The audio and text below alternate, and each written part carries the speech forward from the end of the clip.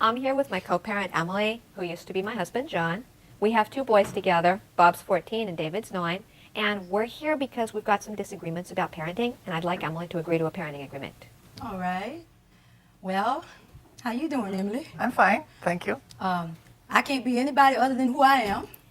And so she used to be your husband. That's right. So Yes. how did we end up here? Well, Your Honor, it's something that I've felt all my life from as young as I can remember. Something that I've tried to fight all my life and to keep down. And finally, after these many years, I've reached the point where I had to do something about it. I had to be me.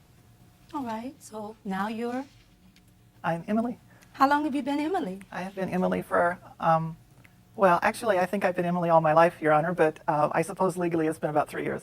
So is the term a post-operative transsexual? Yes. And you are a woman completely? Yes, Your Honor. Okay.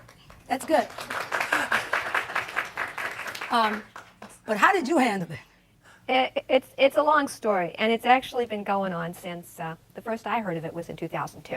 Now, how long were you married before all this We came got married in 1991. All right. I married John in 1991, and Okay. the first I heard about Emily was in 2002. Ooh, Yeah. 11 years.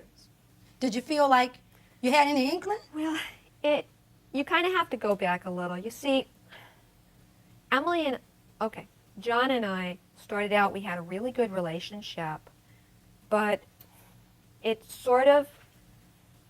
we started out living in Southern California.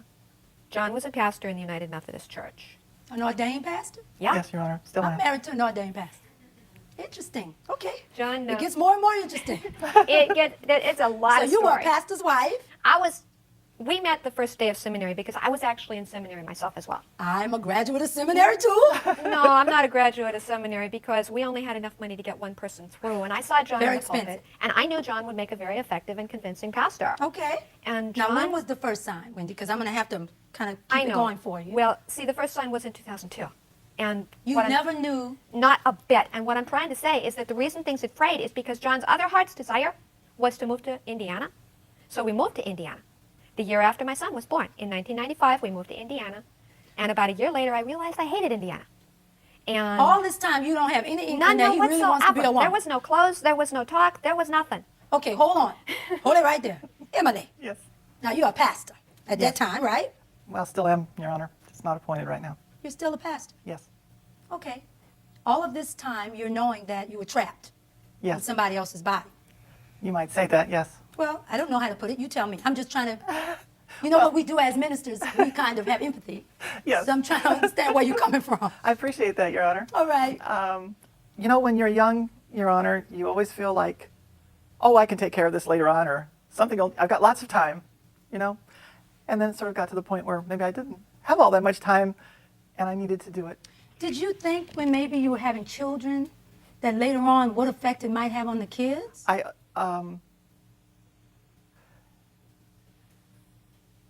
I didn't think that through, Your Honor. Yeah. Did you start cross-dressing first before you explored going all the way? Yes. Oh, okay. And so, Did you? Sorry to interrupt. The first I heard was Emily told me. I've always been a woman. You had been cross-dressing before that? No, that was when I started. Then no, because that was as I understood it, the exploration was right from the start. is that so? Well, yes, I had not cross-dressed until I shared it with Wendy. You all went to counseling and whatnot? We were in counseling at the time. We continued in counseling. We've done co-parenting counseling since then with the boys' therapist. So when you go to tell Wendy, I'm just wanting to know so I can really just understand. Honey, I want to be a woman. It was a very difficult thing to do, Your Honor.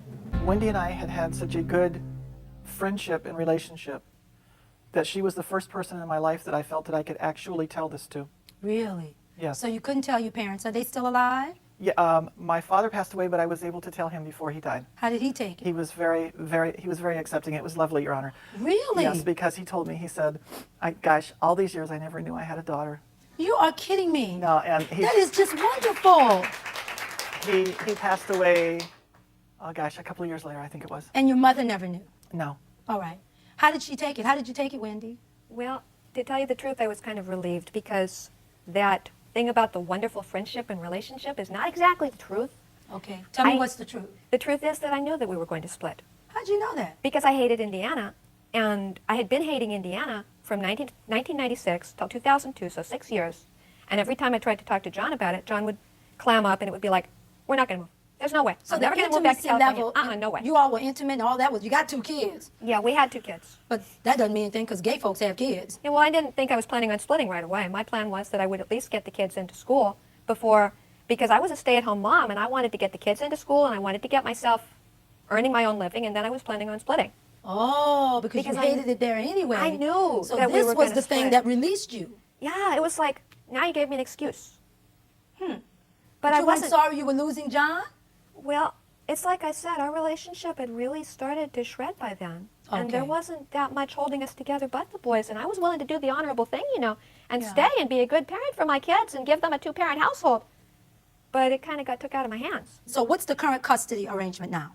The current custody arrangement, we've got one of your standard agreements where it says which holidays are with which parent, but we don't actually go word for word. It's kind of word of mouth. What I'm concerned too is who decided that the kids would call you Emily and stop calling you Dad? Well, actually, that was David's, the youngest son. That was his decision. He came up with it completely on his own.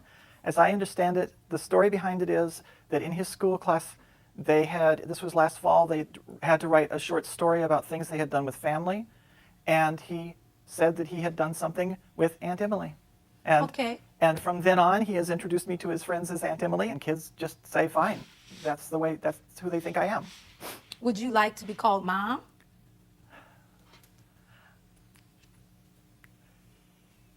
Yes, Your Honor, I would, but I recognize that would, it wouldn't be fair to Wendy. How do you feel about that, Wendy? First off, I don't think it was David's decision to call you Aunt Emily instead of Dad. My understanding was that when you moved into the apartment complex, you took the kids aside and said, "Oh, and by the way, call me Emily at my apartment complex. Don't call me Dad here. Don't call me Dad anymore in public." That was how I heard it from the boys. That would have been in the summer of 2006. And second of all, no offense, but over my dead body, someone else will call my kids Mom. All right. It is true that I did ask, needless to say, Your Honor, there are embarrassing situations.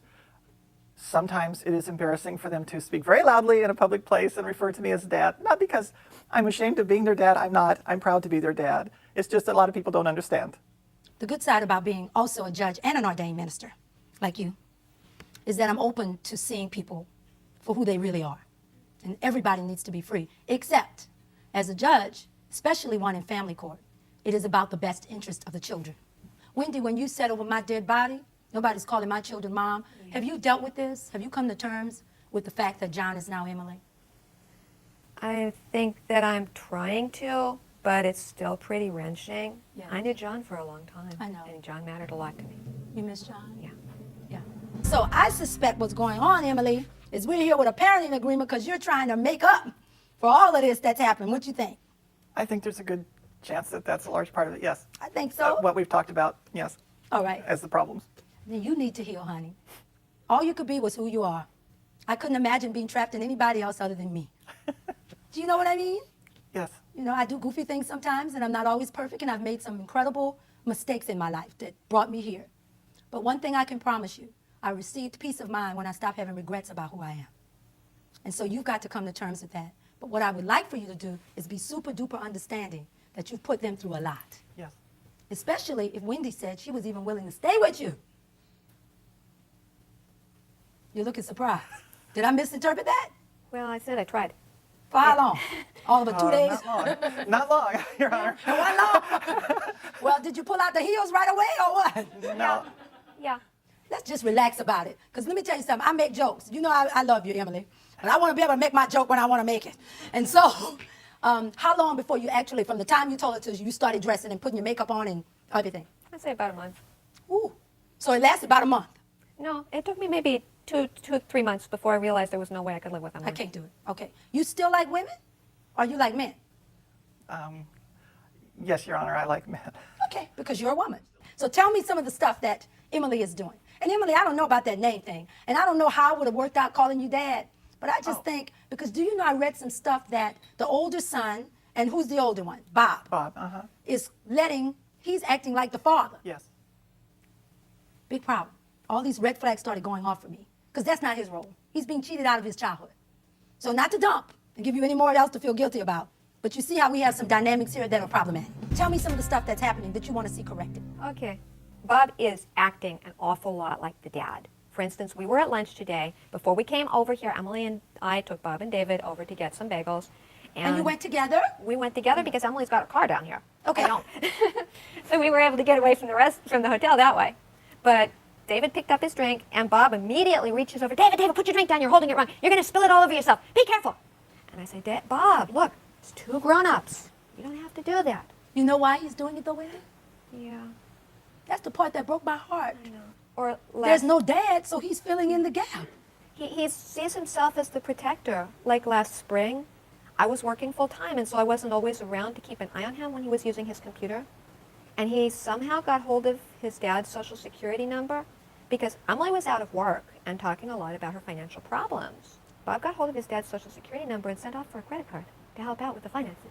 So what happens when they go over to Emily's house Well, that you're not liking, that really made you want to come and get a parenting agreement? I have been getting an awful lot of phone calls from Emily of, I can't deal with this, I can't stand it, the kids are out of control, what do I do? Which is a problem. Okay. David? Is that true?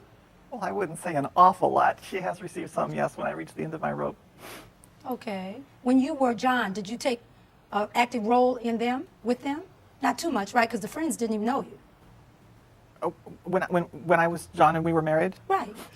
Well, we sort of had an interesting situation as far as parenting, and I think Wendy has agreed to this because she's mentioned it to me before, that she saw our parenting as sort of a good cop, bad cop type of thing. Oh, okay. Where I was the good cop and she was the bad cop. It was not wait till your father gets home in our household. It was wait till your mother gets home. Sure. Well, okay, we kind of see what's going on now. You put together a list for me, Yeah. which I was happy about. That we have Emily buys David and Bob, toys and gifts almost weekly to avoid confrontations and meltdowns. Emily? That has happened. I've changed because I realized that's something I shouldn't do. Do you think that you were doing it I because of think- the situation? That was certainly part of it because I have had to deal with meltdowns on David's part. And we're talking about big meltdowns. And David is the And- 9-year-old. Yes, and I will be honest with you, Your Honor. I am not good at handling the meltdown by myself. All right. That's not the way I am. Could you handle it when you were John? Well, you see, when we were together, bad cop took care of the problem. Oh, she was the scapegoat. So now you've got to step up to the plate. Well, yes, exactly. Okay, all right. Why don't, before we go any further, let's bring Bob out first, who's the one who's trying to be the protector, like Dad. Damon, could you help me? Yes, Your Honor. Hey, Bob. Stand up there for me, okay? That's my man. How you doing? Fine. Feeling okay? Yeah. All right. I've had a wonderful conversation with your parents, Okay. finding out when all of this happened, that Dad moved from being Dad to being Emily. Yeah. How you feel about all that? It was, I don't know. I just didn't really think anything. I was just angry. What were you angry about? I don't know. That was just the first thing that came to my mind, that I was angry. Were you angry with both of them or just Emily? With only Emily. With only Emily. Did you ever tell her? At that time, Yeah, I told her. you called Emily's dad then, right? Yeah. Tell me what you said. You remember? I just remember that I did a lot of yelling and so did Mom. Okay. And then once you came to understand what was going on, how did that make you feel? I was a little confused. I still am confused. But once I came to understand it, I just began to accept it. Son, when you say you were confused, what do you mean? I didn't understand why it happened. And you're still confused? Still somewhat confused, but not as much as before.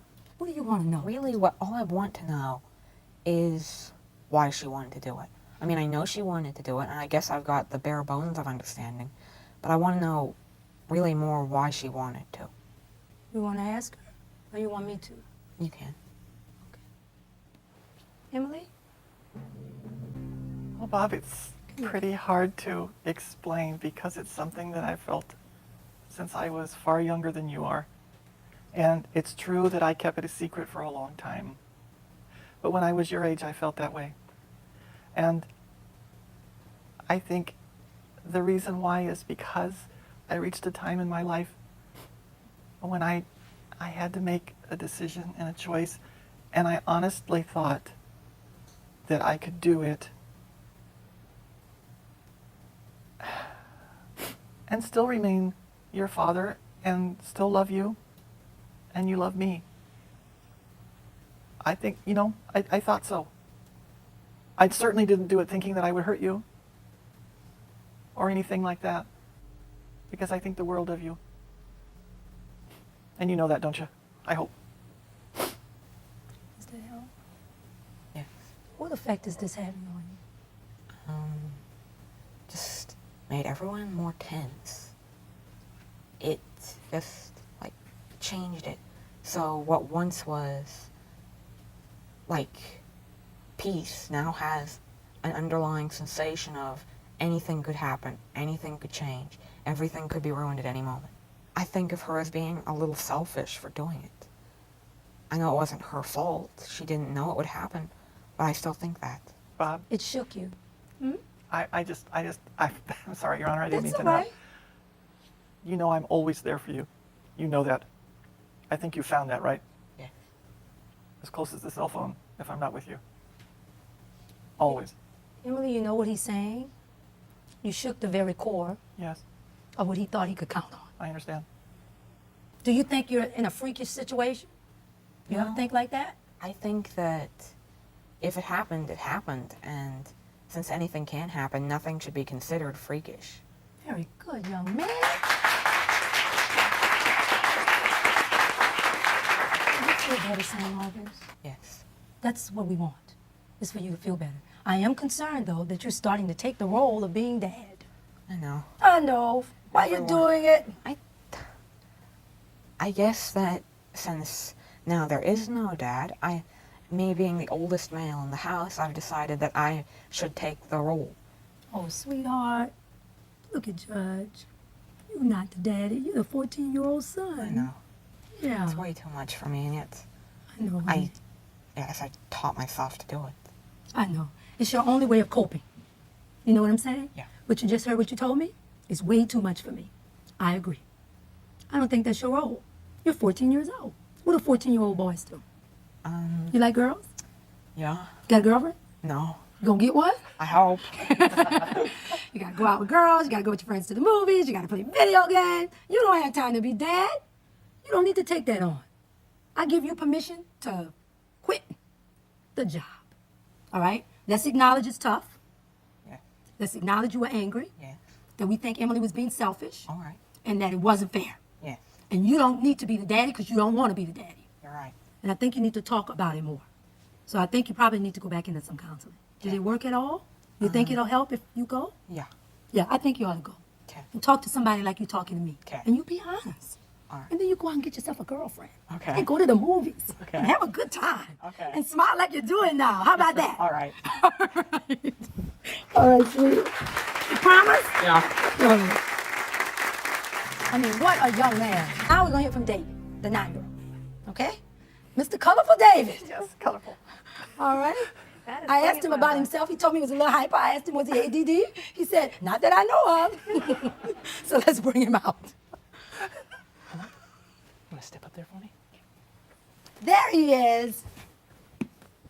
How you doing? Good. How you feel? Good. All right. We had a wonderful talk with Bob. Now it's your turn. Okay. I know you said you like this, so you're looking good, man. What do you think about all this? Because Bob was very honest with me, so now it's your turn. Well, I think families are supposed to be happy. Yet they're always arguing about something or another thing.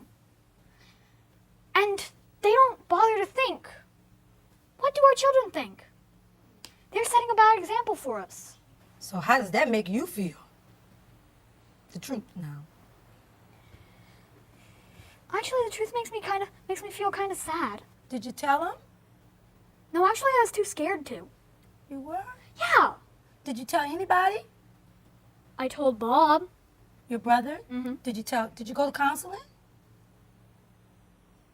Yes, but for a different reason. Okay, so you've never told anybody Except for Bob. and me. I'm now telling you. right now. Thank you for telling me. You're welcome. I'm really happy that you trusted me enough to tell me. And I'm really happy you said thank you. Okay, young man. We'll talk with you another time. Thank you for coming, okay? Okay. All right, you can be excused. Let's give him.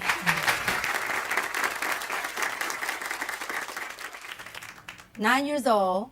He's something else. He certainly is, Your Honor. A lot of this, though, he uses as a mask Yeah. to Yes. deal with all of this. Yeah.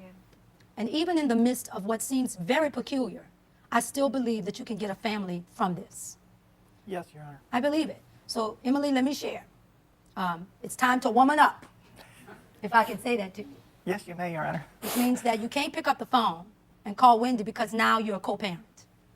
And that means that you're going to have to learn to deal with it. Because guess what? The boys have been through a lot.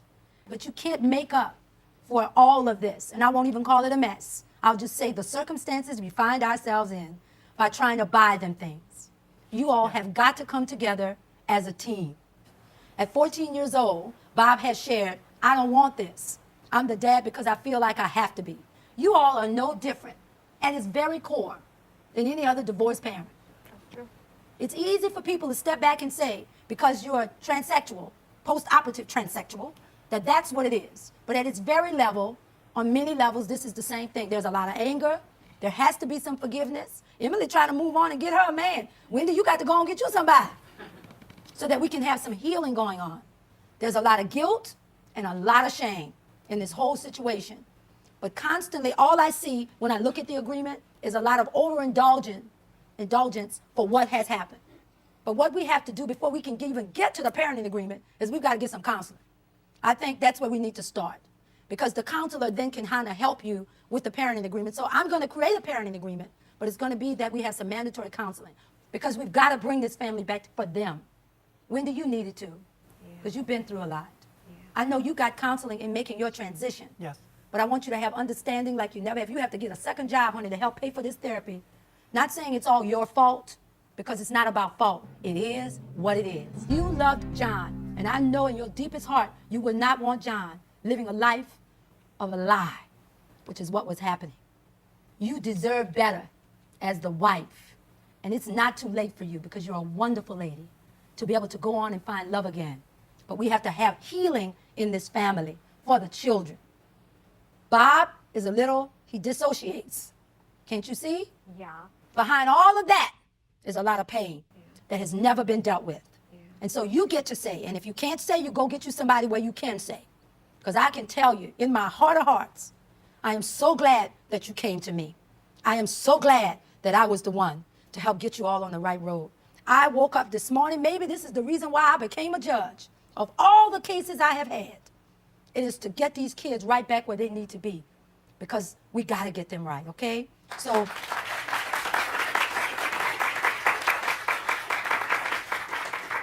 this is one of those cases where it's not for the plaintiff or the defendant, it's for both of you. I'm going to institute a parenting agreement that requires therapy every 2 weeks, and we want to do it as a group, as a family. Nothing's off limits. Look how freeing it was for them. What do you think about this, Wendy? Is this acceptable to get us started? I think that sounds real fair. All right. Thank you all for trusting me enough with your children, and for trusting me enough to bring this to this court. And I just thank you from the bottom of my heart. So we have our parenting agreement, I find in favor of the plaintiff and for the defendant. Case closed. All rise. This case really got me thinking. Sometimes we as adults, we go about our lives and about our selfish ways, let's say, and we forget about the impact it's going to have on our children. And I'm not even talking about something as serious as what this couple went through. Just, something even simpler that's still going to have effect on our children. So what do you guys think about this case? Is there a way to shield our children from our own ways? Leave me in the comments below, and thank you so much for watching.